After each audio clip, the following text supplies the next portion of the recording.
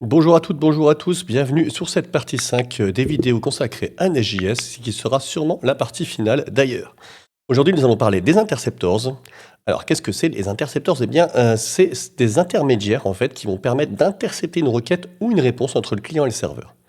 Ils sont utiles pour modifier les requêtes avant qu'elles atteignent les contrôleurs ou modifier les réponses avant qu'elles soient renvoyées au client. On peut l'utiliser également pour mesurer les performances, comme le temps d'exécution d'une requête par exemple, et on peut les utiliser pour ajouter une logique commune, comme un formatage de réponse ou des logs. On va voir ça tout de suite dans le code. C'est parti.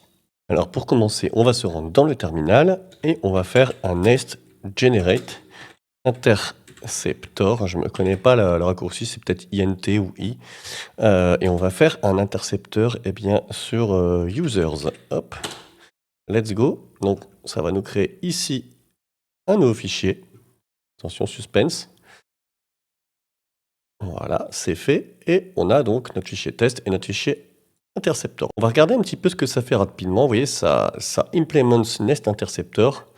Il y a un contexte et il y a next ici. À la fin, ça return next.handle. Alors, en gros, qu'est-ce que ça fait? Eh bien, les intercepteurs, en fait, c'est ce qui arrive en dernier dans le flow du pipeline en fait en Next.js. Donc vous avez quand une requête elle arrive en fait en Nest il exécute d'abord les middleware, ensuite les gardes, ensuite les interceptors et enfin il passe tout ça au contrôleur.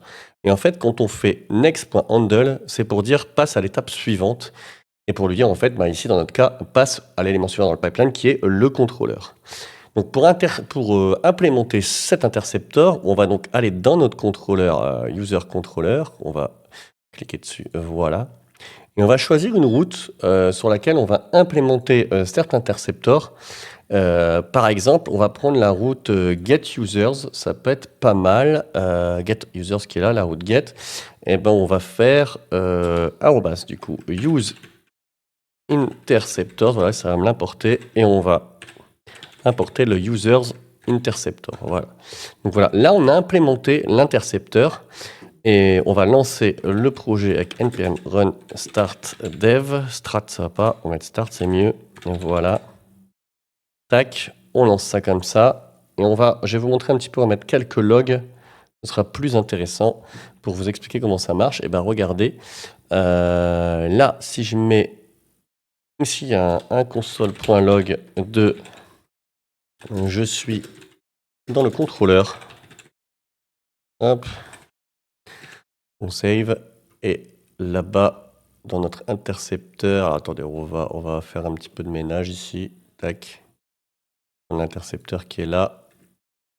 Regardez ici, on va faire un console.log. Je suis dans l'intercepteur. Voilà. Et donc, si nous retournons, tchouk, on va fermer ça sur notre route get users.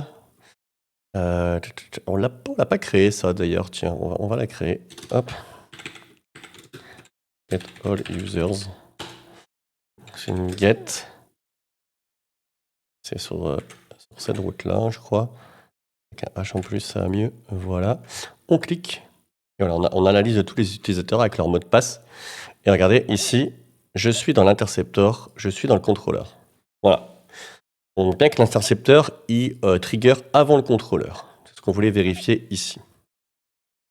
Alors, une utilisation qu'on pourrait mettre en place, par exemple, ce serait de renvoyer la data sans les mots de passe.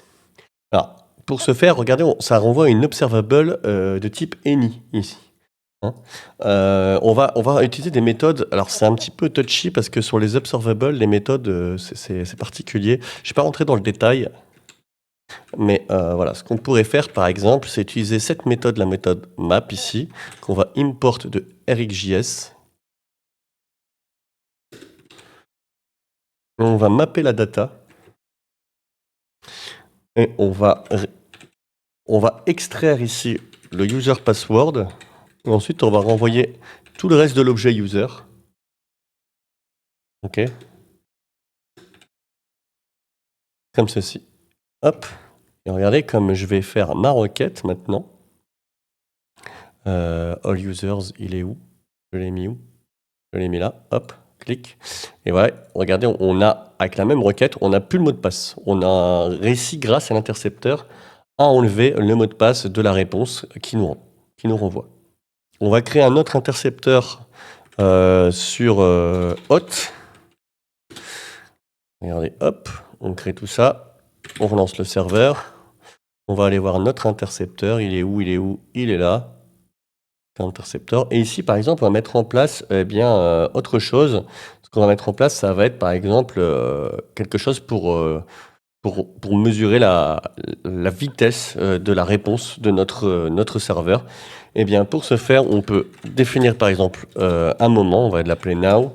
On va dire que c'est date.now, simplement. Donc là, si vous voulez, on définit le temps de traitement de base. On va console log un petit truc. On aime bien console log sur cette chaîne. Hein. On peut mettre request received. Donc on a reçu la request. OK. Ici, donc, hop là, le petit dollar qui s'est glissé, on va le faire sauter. On va utiliser un pipe également, la méthode pipe. Et on va utiliser la fonction tap. Il va falloir l'import également, cette fonction. Voilà. Et on va console.log. Encore une fois. Request. Processed. In. Puis là, on va mettre date.now. Et on va faire -now. Comme ça. Et puis on va mettre millisecondes. Voilà. Hop. Donc là, ça va nous simplement faire la différence avec la requête d'avant. Regardez. Hop. Et donc là, on va mettre cet intercepteur sur une route dans le contrôleur. Par exemple, on pourrait la mettre dans le poste pour créer on va mettre ça. Hop, donc on réutilise use interceptor. Interceptor, non, c'est pas ça. Ouais, j'ai mis user, bien sûr. Interceptor. Et on lui passe le hot interceptor. Voilà. Et donc maintenant, quand on va aller dans notre request ici, la request pour créer un user, la poste, on va changer. Ici, on va mettre ours. Son mot de passe, ce sera 789. Son user ID, ce sera ça, par exemple. Voilà. On va lancer la requête. On va regarder ici. Hop. Et ça ne marche pas. Pourquoi? Parce que c'était pas user, je l'ai mis où? Je l'ai mis dans authentification. L'utilisateur a été créé. Pourquoi ça ne fonctionne pas? Ah oui, c'est la route login, pardon, où je l'ai mis. Alors attendez, hop, on retourne là. Hot login, ici. Donc, ouais, hop, on renvoie la requête. Attention, hop. Et donc, on a 49 millisecondes. Voilà, pour le login. Donc, vous voyez, ça peut servir à ce genre de choses, les interceptors. C'est plutôt pratique. Et on va revenir rapidement, avant de conclure cette série de vidéos, sur les filters, donc les gestions d'erreurs, qui s'appellent les filters, ici dans Nest.js. On va y revenir parce que je suis passé quand même assez rapidement dessus sur les précédentes vidéos, donc on va en reparler rapidement pour conclure. Donc voilà, on se retrouve sur les filters, les erreurs. Je vais vous expliquer un petit peu quelques trucs. Donc là, j'ai juste fait simplement un contrôleur qui s'appelle Jean-Michel contrôleur. Il a une fonction get Jean-Michel, elle appelle même pas de service, j'ai pas fait de service. Il balance une erreur, blablabla. Donc j'ai créé la route ici, localhost / Jean-Michel. Je lance l'appel donc à la route et regardez ici, on va avoir une erreur, blablabla. Donc c'est bien ce qu'on a fait. Mais ça, c'est des erreurs assez basiques. C'est pas trop ce qu'on veut quand on fait un serveur. On veut un truc un peu plus pointu. Ce qu'on pourrait faire, par exemple, au lieu de throw une erreur normale, on pourrait throw une HTTP exception. Donc, il va m'import, voilà. Il prend deux paramètres. On peut lui dire, par exemple, si on veut lancer un statut interdit, forbidden, on peut dire interdit, blablabla, voilà. Et en deuxième paramètre, on va lui mettre HTTP status, point, et là, vous allez avoir la liste. Et bien, par exemple, on va mettre forbidden ici, voilà.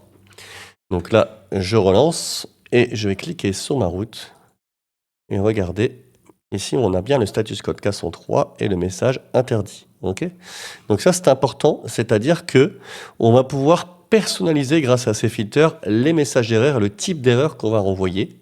Et on l'avait vu dans l'application. Moi, j'avais utilisé quelque chose d'encore plus facile, entre guillemets, à utiliser que ça. C'est une forbidden exception. Et là, je remets mon message interdit.